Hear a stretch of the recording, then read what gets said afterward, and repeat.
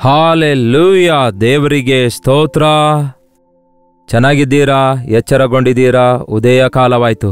ಬಹುಶಃ ನಿಮಗೆ ಮಧ್ಯಾಹ್ನ ಸಾಯಂಕಾಲ ಆಗಿರ್ಬೋದು. ಯೂಟ್ಯೂಬ್ನಲ್ಲಿ ಸಂದೇಶ ಇರೋದ್ರಿಂದ ನೀವು ಯಾವುದೇ ಸಮಯದಲ್ಲಿ ನೋಡಿದ್ರೂ ಕೂಡ ನಿಮಗಿದು ಅನುಕೂಲವಾಗಿರುವುದರಿಂದ ಉದಯದಲ್ಲಿಯೇ ವೀಕ್ಷಿಸುವವರಿಗೋಸ್ಕರ ಅಂದರೆ ಪ್ರತಿದಿನ ಬೆಳಗ್ಗೆ 7 ಗಂಟೆಗೆಲ್ಲ ದಿನಾಲು ಅನುದಿನದ ಧ್ಯಾನ ನಿಮಗಾಗಿ ಪ್ರಸಾರ ಮಾಡ್ತಿದ್ದೇವೆ.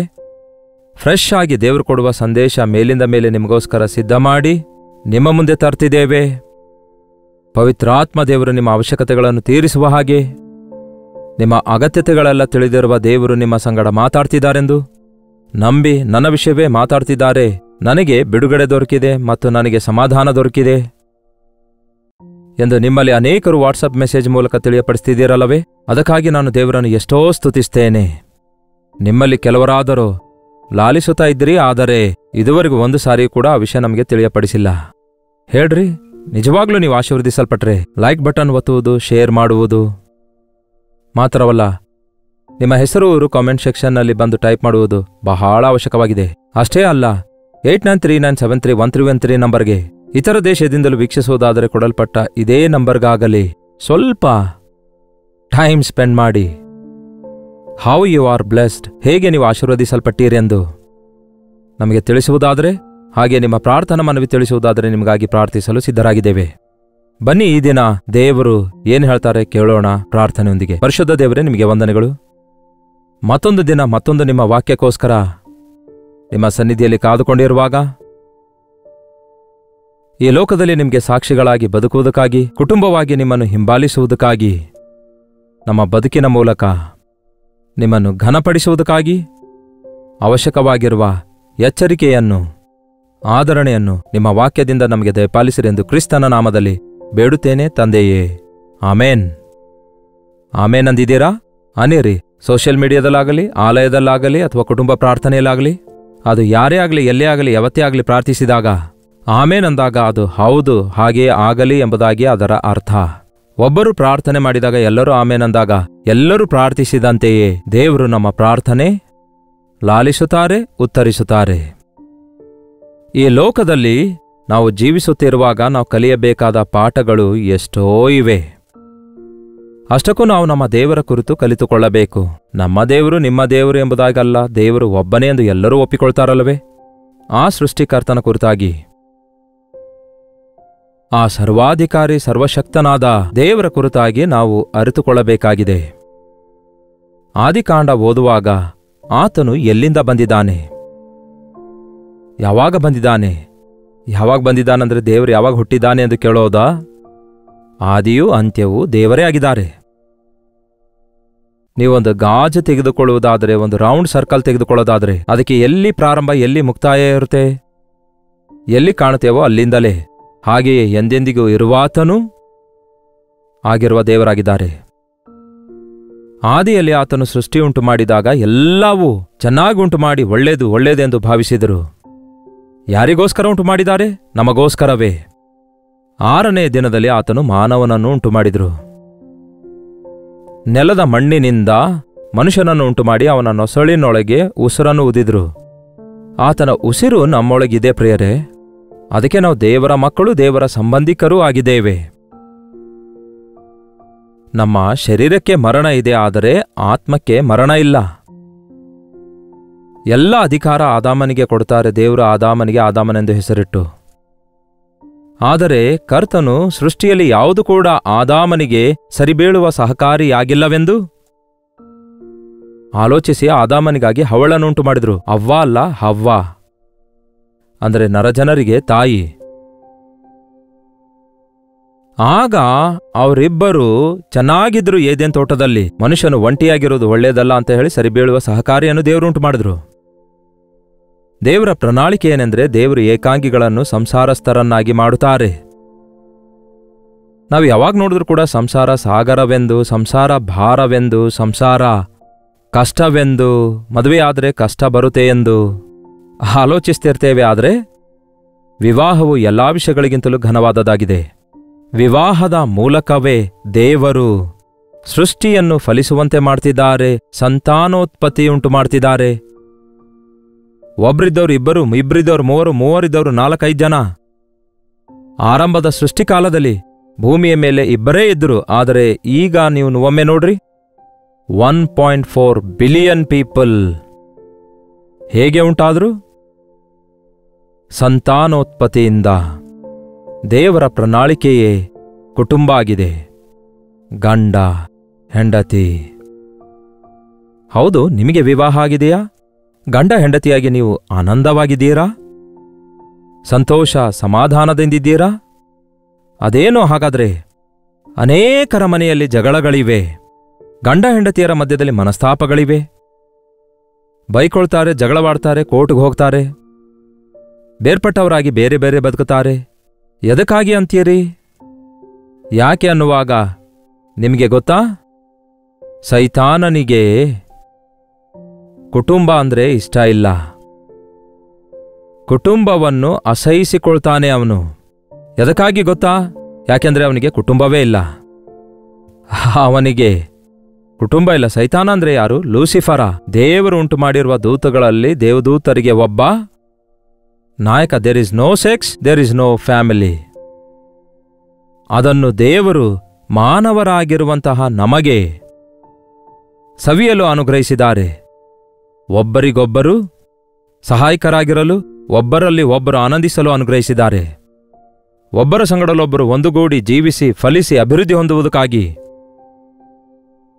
ದೇವರು ಕೊಟ್ಟಿದ್ದಾರೆ. ಅಂದಿನಿಂದ ಸೈತಾನನು ಆದಿಯಿಂದ ಚೆನ್ನಾಗಿರುವ ಆದಾಮ ಹವ್ವ ದಂಪತಿಯವರ ಮಧ್ಯದಲ್ಲಿ ತೂರಿಕೊಂಡು ಅವನ ಕುಯುಕ್ತಿಯ ಮಾತುಗಳಿಂದ ಮೋಸಗೊಳಿಸಿ ಮೊದಲು ಹವ್ವಳನ್ನು, ಹವ್ವಳ ಮೂಲಕ ಆದಾಮನನ್ನು ಆಧ್ಯಾತ್ಮಿಕವಾಗಿ ಪತನ ಸ್ಥಿತಿಗೆ ಕೊಂಡೊಯ್ತಾನೆ. ಅಂದಿನಿಂದ ಅವನ ಗುರಿ ಅದೇ ಆಗಿದೆ ಪ್ರಿಯರೇ.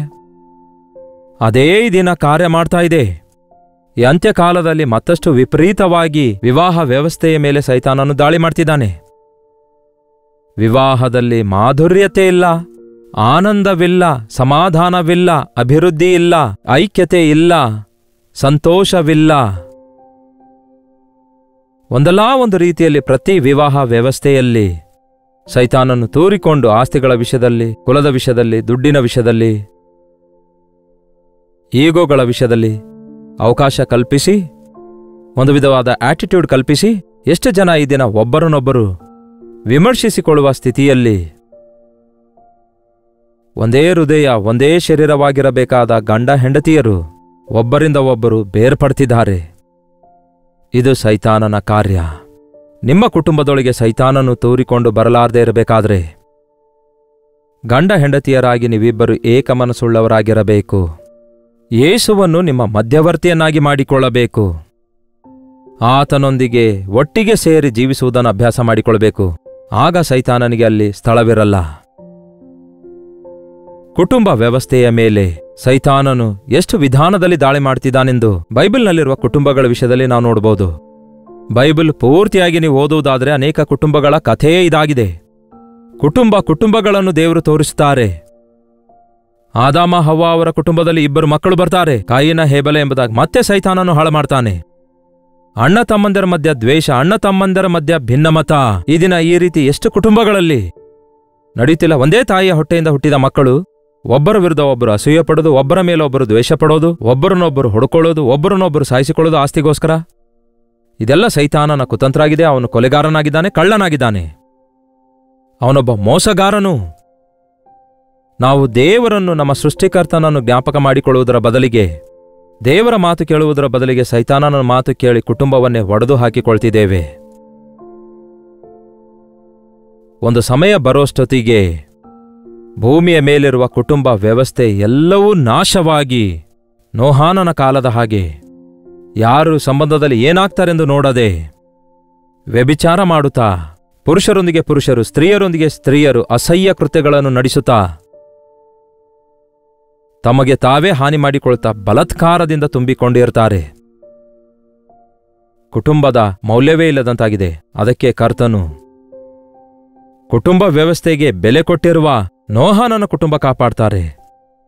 ಆ ಗಂಡ ಹೆಂಡತಿಯರೊಬ್ಬರು ಏಕಮನಸ್ಸುಳ್ಳವರಾಗಿ ತನ್ನ 3 ಮಂದಿ ಮಕ್ಕಳನ್ನು, ಅಷ್ಟೇ ಅಲ್ಲ ತಮ್ಮ 3 ಜನ ಸೊಸೆಯಂದಿರನ್ನು ದೇವರಿಗಾಗಿ ಸಂಪಾದಿಸಿಕೊಂಡು, ನೀತಿ ನ್ಯಾಯದಿಂದ ದೇವರನ್ನು ಹಿಂಬಾಲಿಸುವ ಕುಟುಂಬವನ್ನು ದೇವರು ಆರಿಸಿಕೊಂಡು, ಮತ್ತೊಂದು ನೂತನವಾದ ಜನಾಂಗವನ್ನೇ ಪ್ರಾರಂಭಿಸಬೇಕೆಂದು ದೇವರು ಆಶಿಸಿದರು.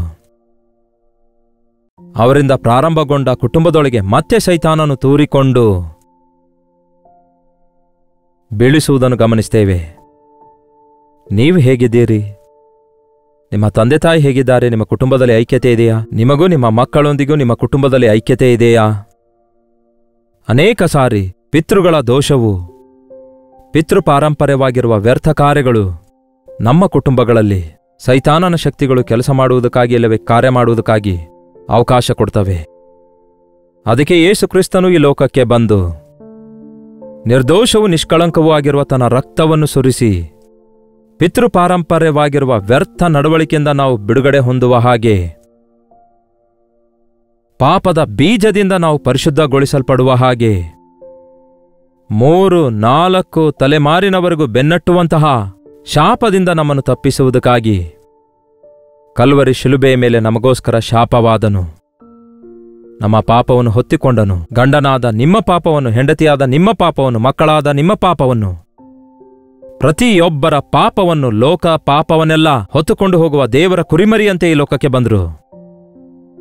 ಕುಟುಂಬವನ್ನು ಕಟ್ಟುವುದಕ್ಕಾಗಿ ಕ್ರಿಸ್ತನ ಕೇಂದ್ರೀಕೃತವಾದ ಕುಟುಂಬ ಆಶೀರ್ವದಿಸಲ್ಪಡುತ್ತೆ. ನಿಮ್ಮ ಕುಟುಂಬಕ್ಕೆ ಯೇಸುವನ್ನು ಶಿರಸನ್ನಾಗಿ ಮಾಡಿಕೊಳ್ಳಿರಿ. ನನ್ನಿಷ್ಟ ಎನ್ನುವುದನ್ನು ಬಿಟ್ಟುಬಿಡೋಣ. ಕರ್ತನ ಚಿತ್ತ ಮಾಡೋಣ ಎಂಬುದ ಗಂಡ ಹೆಂಡತಿ ಏಕಮನಸ್ಸುಳ್ಳವರಾಗಿರುವುದಾದರೆ ಪರಲೋಕ ಅವರ ಮನೆಯಲ್ಲಿರುತ್ತೆ. ನಿಮ್ಮ ಮಕ್ಕಳನ್ನು ಲೋಕದಲ್ಲಿ ದೊಡ್ಡ ವ್ಯಕ್ತಿಗಳನ್ನಾಗಿ ಮಾಡಬೇಕೆಂಬ ಆಸೆ ಇಲ್ಲದೆ ದೇವರ ದೃಷ್ಟಿಯಲ್ಲಿ ದೊಡ್ಡ ವ್ಯಕ್ತಿಗಳಾಗಿರಬೇಕು. ದೇವರ ವಾಕ್ಯದಿಂದ, ದೇವರಲ್ಲಿನ ಭಯಭಕ್ತಿಯಿಂದ ಅವರನ್ನು ಬೆಳೆಸುವುದಾದರೆ ಅವರು ದೊಡ್ಡವರಾದ ಮೇಲೆ ನಿಮ್ಮನ್ನು ತೊಲಗಿ ಹೋಗೋದಿಲ್ಲ, ನಿಮ್ಮನ್ನು ಅಂಟಿಕೊಂಡಿರ್ತಾರೆ. ನಿಮ್ಮ ಮಕ್ಕಳು ಬಲಿಷ್ಠನ ಕೈಯಲ್ಲಿರುವ ಅಂಬುಗಳಂತಿರ್ತಾರೆ. ಯೌವನದಲ್ಲಿ ನಿಮಗೆ ಹುಟ್ಟಿರುವಂತಹ ಆ ನಿಮ್ಮ ಮಕ್ಕಳು. ನಿಮ್ಮ ಕುಟುಂಬದಲ್ಲಿ ನಿಜವಾದ ಸಮಾಧಾನ ಇಲ್ಲದಿದ್ದರೆ ಏನ್ ಪ್ರಯೋಜನ? ಎಷ್ಟೇ ಸಾಧಿಸಿದ್ರೂ ಕೂಡ ಹೊರಗೆ ಹುಲಿ ಮನೆಯೊಳಗೆ ಇಲಿ ಎನ್ನುವಂತೆ ಹೊರಗೆ ಹೋದ್ರೆ ದೊಡ್ಡ ದೊಡ್ಡ ಅಧಿಕಾರಿಯು, ಆಫೀಸರು, ಪಾಲಿಟಿಷಿಯನ್ಸ್ ಆಗಿರ್ತೀರಿ, ಸೆಲೆಬ್ರಿಟಿ ಆಗಿರ್ತೀರಿ. ಆದರೆ ಮನೆಗೆ ಬಂದ್ರೆ ಮಾತ್ರ ಐಕ್ಯತೆ ಇರಲ್ಲ, ಪ್ರೀತಿ ಇರಲ್ಲ, ಸಮಾಧಾನ ಇರಲ್ಲ, ಕುಟುಂಬವೇ ಇರಲ್ಲ. ಅದು ಆಶೀರ್ವಾದವೇ ಅಲ್ಲ. ದೇವರಿಂದ ಆಶೀರ್ವದಿಸಲ್ಪಟ್ಟ ಕುಟುಂಬದಲ್ಲಿ ಪ್ರತಿದಿನ ಸಮೃದ್ಧಿ ಇರುತ್ತೆ. ನಿಮ್ಮ ಸಂತಾನದಿಂದ, ನಿಮ್ಮ ಮಕ್ಕಳ ಮಕ್ಕಳೊಂದಿಗೆ ನೀವು ಆನಂದಿಸುತ್ತಿರುವಾಗ ಅದೇ ಆಶೀರ್ವದಿಸಲ್ಪಟ್ಟ ಕುಟುಂಬ ಆಗಿರುತ್ತೆ. ಯೇಸು ಕ್ರಿಸ್ತನ ರಕ್ತದ ಮೂಲಕ ನಾವು ನಮ್ಮ ಪೂರ್ವಿಕರ ದೋಷದಿಂದ ಬಿಡುಗಡೆ ಹೊಂದಬಲ್ಲೆವು, ಬಿಡಿಸಲ್ಪಡುವೆವು. ಪರಿಶುದ್ಧಾತ್ಮನ ಅಭಿಷೇಕದ ಮೂಲಕ ನಮ್ಮ ಕುಟುಂಬದ ಸುತ್ತಲೂ ದೇವರ ಬೇಲಿ ಇರೋದಷ್ಟೇ ಅಲ್ಲ, ಫಲಿಸಿ ಅಭಿವೃದ್ಧಿ ಹೊಂದಬಲ್ಲೆವು. ಅದಕ್ಕೆ ನಿಮ್ಮ ಮನೆಯಲ್ಲಿ ಕುಟುಂಬ ಪ್ರಾರ್ಥನೆ ಪ್ರಾರಂಭಿಸಿರಿ. ಬಹಳಷ್ಟು ಜನ ಹೇಳ್ತಿರ್ತಾರೆ, ಪ್ರತಿದಿನ ರಾತ್ರಿ 9 ಗಂಟೆಗೆ ಕುಟುಂಬ ಪ್ರಾರ್ಥನೆ ಇಟ್ಕೊಳ್ತಿದ್ದೇವೆಂದು. ಕರ್ತನು ಅನುಗ್ರಹಿಸುವ ವಾಕ್ಯ ಧ್ಯಾನಿಸ್ತೇವೆ ಅನ್ನುತ್ತಾರೆ. ಇನ್ನು ಹಳ್ಳಿಯೂರವರು ಕೂಡ ಹೇಳ್ತಾರೆ, ಪ್ರತಿದಿನ ರಾತ್ರಿ ನಮ್ಮ ಕುಟುಂಬ ಪ್ರಾರ್ಥನೆ ಮುಗಿಸಿ 7 ಗಂಟೆಗೆ ಶುಭವಾರ್ತೆ ಚಾನಲಲ್ಲಿ ವಾಕ್ಯ ಕೇಳ್ತೇವೆ. ಊಟ ಮುಗಿಸಿ ಮತ್ತೆ ರಾತ್ರಿ 8 ಗಂಟೆಗೆ ಆರಾಧನಾ ಟಿವಿಯಲ್ಲಿ ವಾಕ್ಯ ಕೇಳ್ತಿದ್ದೇವೆ ಅನ್ನುತ್ತಾರೆ. ಈಗ ಹೀಗೆ ಸೋಷಿಯಲ್ ಮೀಡಿಯಾದ ಮೂಲಕ ಮತ್ತಷ್ಟು ವಾಕ್ಯ ಕೇಳಿ ನಾವು ಆಧ್ಯಾತ್ಮಿಕ ಬಲಗೊಳ್ತಿದ್ದೇವೆ ಅನ್ನುತ್ತಿದ್ದಾರೆ. ನಿಮ್ಮಲ್ಲಿ ಎಷ್ಟು ಜನ ಟಿವಿ ಕಾರ್ಯಕ್ರಮ ನೋಡ್ತಾ ಇದ್ದೀರಿ? ಕಲ್ವರಿ ದರ್ಶನ ಎಂಬ ಟಿವಿ ಕಾರ್ಯಕ್ರಮ ಕಳೆದ 20 ವರ್ಷಗಳಿಂದ ಶುಭವಾರ್ತೆ ಆರಾಧನೆ ಚಾನಲ್ಗಳಲ್ಲಿ ಪ್ರತಿದಿನ ರಾತ್ರಿ 7 ಗಂಟೆಗೆ 8 ಗಂಟೆ ಪ್ರಸಾರವಾಗ್ತಿವೆ. ಅಷ್ಟು ಮಾತ್ರವಲ್ಲ, ಪ್ರತಿದಿನ ಬೆಳಗ್ಗೆ 6 ಗಂಟೆಗೆ ಮಾ ಮೂವೀಸ್ನಲ್ಲಿ, 6 ಗಂಟೆಗೆ ಅನುದಿನದ ಮನ್ನಾ ಫೇಸ್ಬುಕ್ನಲ್ಲಿ, 6ವರೆಗೆ ಮಾ ಮೂವೀಸ್ನಲ್ಲಿ ಮತ್ತು 7 ಗಂಟೆಗೆ ಯೂಟ್ಯೂಬ್ನಲ್ಲಿ 3 ಸಾರಿ ದೇವರ ವಾಕ್ಯವನ್ನು ಸಾರುತ್ತಿದ್ದೇವೆ. ವಾಕ್ಯದ ಮೂಲಕ, ದೇವರ ಮಾತಿನ ಮೂಲಕ ನಮ್ಮ ಕುಟುಂಬ ಕಟ್ಟಿಕೊಳ್ಳಬೇಕು. ನನ್ನ ಮಾತು ಕೇಳಿ ಆಳವಾದ ಆಸ್ತಿವಾರದ ಮೇಲೆ ತನ್ನ ಮನೆಯನ್ನು ಕಟ್ಟಿಕೊಳ್ಳುವವನು ಧನ್ಯನು. ತುಫಾನು ಬಂದ್ರು, ಹಳ್ಳ ಬಂದ್ರು, ಶೋಧನೆ ಬಂದ್ರು ಆ ಮನೆ ನಿಲ್ಲುತ್ತದೆ. ನಮ್ಮ ಕುಟುಂಬವನ್ನು ಒಡೆದು ಹಾಕಬೇಕೆಂದು ಸೈತಾನನು ಪ್ರಯತ್ನಿಸುತ್ತಿದ್ದಾನೆ. ನಮ್ಮ ಕುಟುಂಬವನ್ನು ಕಟ್ಟಿ ನಮ್ಮನ್ನು ತನ್ನ ಸಾಕ್ಷಿಯಾಗಿ ನಿಲ್ಲಿಸಿಕೊಳ್ಳಬೇಕೆಂದು ಕರ್ತನು ಆಶಿಸುತ್ತಿದ್ದಾರೆ. ಆ ರೀತಿಯಾಗಿ ಮಾಡಲು ಪವಿತ್ರಾತ್ಮನು ನಮಗೆ ಬಲ ಕೊಡ್ತಿದ್ದಾರೆ. ಕರ್ತನೇ, ನನ್ನ ಕುಟುಂಬವನ್ನು ಕಟ್ಟಿರಿ, ನನ್ನ ಮನೆಯನ್ನು ಪರಲೋಕವನ್ನಾಗಿ ಮಾಡಿರಿ. ಸಮಾಧಾನ ಸಂತೋಷಗಳಿಂದ ಮಕ್ಕಳೊಂದಿಗೆ, ಮಕ್ಕಳೊಂದಿಗೆ ಅಭಿವೃದ್ಧಿಯಾಗುವ ಹಾಗೆ ಕುಟುಂಬವನ್ನಾಗಿ ನಮ್ಮ ಕುಟುಂಬ ಆಶೀರ್ವದಿಸಿರಿ ಎಂದು ಬೇಡಿಕೊಳ್ಳೋಣವೇ? ಪ್ರಾರ್ಥನೆ.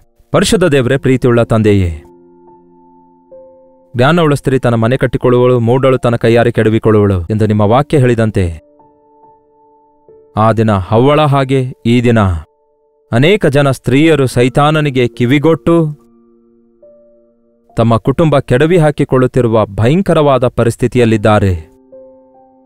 ಅನೇಕ ಮಂದಿ ಪುರುಷರು ತಮ್ಮ ಕುಟುಂಬವನ್ನು ಸಂರಕ್ಷಿಸಬೇಕಾದವರು, ಕುಟುಂಬಕ್ಕೆ ಶಿರಸ್ಸಾಗಿರಬೇಕಾದವರು, ಕುಡುಕರಾಗಿಯೂ ಜೂಜಾಡುವವರಾಗಿಯೂ ಬೇಜವಾಬ್ದಾರರಾಗಿದ್ದು ತಮ್ಮ ಕುಟುಂಬವನ್ನು, ದೇವರು ಕೊಟ್ಟ ಆಶೀರ್ವಾದಗಳನ್ನು ಕಳಕೊಳ್ಳುತ್ತಿದ್ದಾರೆ. ಹೀಗೆ ಸೈತಾನನಿಂದ ಪೀಡಿಸಲ್ಪಡುವಂಥವರನ್ನು ನಜರೇತಿನ ಯೇಸುಕ್ರಿಸ್ತನ ನಾಮದಲ್ಲಿ ಅವರಿಗೆ ಬಿಡುಗಡೆ ಘೋಷಿಸುತ್ತೇವೆ. ಯಾರ್ಯಾರು ಯಾವ್ಯಾವ ಸ್ಥಳದಿಂದ ಈ ಸಂದೇಶ ಕೇಳ್ತಿದಾರೋ ಅಂಥವರು ಮನೆ ಯಜಮಾನನಾಗಿರಲಿ, ಯಜಮಾನಳಾಗಿರಲಿ, ಪರಿಶುದ್ಧಾತ್ಮದೇವರು ಅವರನ್ನು ದರ್ಶಿಸಿ ಆ ಕುಟುಂಬದಲ್ಲಿರುವ ಕಲಹಗಳನ್ನು, ವಿಭೇದಗಳನ್ನು, ಶಾಪಗಳನ್ನು, ಕೇಡನ್ನು, ಸಮಸ್ತ ವಿಧವಾದ ಸೈತಾನನ ಕಾರ್ಯಗಳಿಂದ ಬಿಡುಗಡೆ ಹೊಂದಿ ಅಭಿವೃದ್ಧಿಯಾಗಲು ಸಹಾಯ ಮಾಡಿರೆಂದು ಕ್ರಿಸ್ತನ ನಾಮದಲ್ಲಿ ಬೇಡುತ್ತೇನೆ ತಂದೆಯೇ. ಆಮೇನ್. ತಂದೆಯಾದ ದೇವರ ಪ್ರೀತಿಯು, ಮಗನಾಗಿರುವ ಕ್ರಿಸ್ತನ ಕೃಪೆಯು, ಆದರಣೆಕರ್ತನಾದ ಪವಿತ್ರಾತ್ಮನ ಸಹವಾಸವು ಕೂಡಿ ಬಂದಿರುವ ನಮ್ಮೆಲ್ಲರ ಸಂಗಡ ಇಂದಿಗೂ ಸದಾಕಾಲಕ್ಕೂ ನೆಲೆಯಾಗಿರಲಿ. ಆಮೇನ್. ಹೌದು ಪ್ರಿಯರೇ, ನಿಮ್ಮ ಕುಟುಂಬದಲ್ಲಿಯೂ ಕಲಹಗಳಿವೆಯಾ, ಸಮಸ್ಯೆಗಳಿವೆಯಾ, ಹೋರಾಟಗಳಿವೆಯಾ? ನೀವು ಒಬ್ಬಂಟಿಗರಾಗಿರ್ತಾ ಇದ್ದೀರಾ? ನಿಮಗೂ ಬಿಡುಗಡೆ ಇದೆ ಕರ್ತನಾದ ಯೇಸುಕ್ರಿಸ್ತನ ನಾಮದಲ್ಲಿ. ಆತನು ನಿಮ್ಮನ್ನು ಪ್ರೀತಿಸ್ತಿದ್ದಾರೆ, ನಿಮ್ಮ ಕುಟುಂಬವನ್ನು ಪ್ರೀತಿಸ್ತಿದ್ದಾರೆ, ನಿಮ್ಮನ್ನು ಆಶೀರ್ವದಿಸಬೇಕೆಂದು ಆಶಿಸ್ತಿದ್ದಾರೆ. ನೀವು ಉಪವಾಸವಿದ್ದು ಪ್ರಾರ್ಥನೆ ಮಾಡಿರಿ. ನಿಮಗೋಸ್ಕರ ನಾವು ಕೂಡ ಪ್ರಾರ್ಥಿಸಬೇಕಾದರೆ 8939731313 ನಂಬರಿಗೆ ಹಾಗೂ ಇತರ ದೇಶದಿಂದ ವೀಕ್ಷಿಸುವುದಾದರೆ ಇದೇ ನಂಬರಿಗೆ ನಿಮ್ಮ ಪ್ರಾರ್ಥನಾ ಮನವಿ ತಿಳಿಯಪಡಿಸಿರಿ. ಅವುಗಳನ್ನು ಕಾನ್ಫಿಡೆನ್ಷಿಯಲ್ ಆಗಿಡ್ತಿದ್ದೇವೆ. ಕರ್ತನ ಸನ್ನಿಧಿಯಲ್ಲಿ ವೈಯಕ್ತಿಕವಾಗಿ ನಿಮಗೋಸ್ಕರ ಪ್ರಾರ್ಥಿಸ್ತಿದ್ದೇವೆ. ಪರಿಶುದ್ಧಾತ್ಮ ದೇವರು ನಿಮಗೆ ತಪ್ಪದೇ ಸಹಾಯ ಮಾಡ್ತಾರೆ. ಮುರಿಯಲ್ಪಟ್ಟ ಎಷ್ಟೋ ಕುಟುಂಬಗಳು ಈ ದಿನ ಪ್ರಾರ್ಥನೆಯ ಮೂಲಕ ಯೇಸುವಿನ ನಾಮದಲ್ಲಿ ಕಟ್ಟಲ್ಪಟ್ಟು ಸಂತೋಷದಿಂದ ಅಭಿವೃದ್ಧಿ ಹೊಂದುತ್ತಿವೆ. ನೀವು ಆಲ್ರೆಡಿ ಸಂತೋಷದಿಂದ ಕುಟುಂಬ ಜೀವಿತದಲ್ಲಿ ಮುಂದೆ ಸಾಗ್ತಿರೋದಾದರೆ ಸೈತಾನನಿಗೆ ಯಾವತ್ತೂ ಅವಕಾಶ ಕೊಡದೆ ನಿಮ್ಮ ಮನೆ ಸುತ್ತಲೂ ಬೇಲಿ ಹಾಕಲ್ಪಡುವ ಹಾಗೆ ಗಂಡ ಹೆಂಡತಿಯರಾಗಿ ನೀವಿಬ್ಬರು ಮೊಳಕಾಲೂರಿ ಪ್ರಾರ್ಥಿಸಿರಿ. ನಿಮ್ಮ ಮಕ್ಕಳೊಂದಿಗೆ ಸೇರಿ ಕುಟುಂಬ ಪ್ರಾರ್ಥನೆಯನ್ನು ಅನುದಿನವೂ ಮಾಡಿರಿ. ತಪ್ಪದೆ ದೇವರು ನಿಮ್ಮನ್ನು ಆಶೀರ್ವದಿಸ್ತಾರೆ. ಮತ್ತೆ ನಾಳೆ ಇದೇ ಅನುದಿನದ ಧ್ಯಾನ ಎಂಬ ಕಾರ್ಯಕ್ರಮದಲ್ಲಿ ಮತ್ತೆ ಭೇಟಿಯಾಗೋಣ. ಅಲ್ಲಿವರೆಗೂ ದೇವರ ಮಹಾಕೃಪೆ ಸದಾಕಾಲಕ್ಕೂ ನಿಮ್ಮೆಲ್ಲರೊಂದಿಗಿರಲಿ.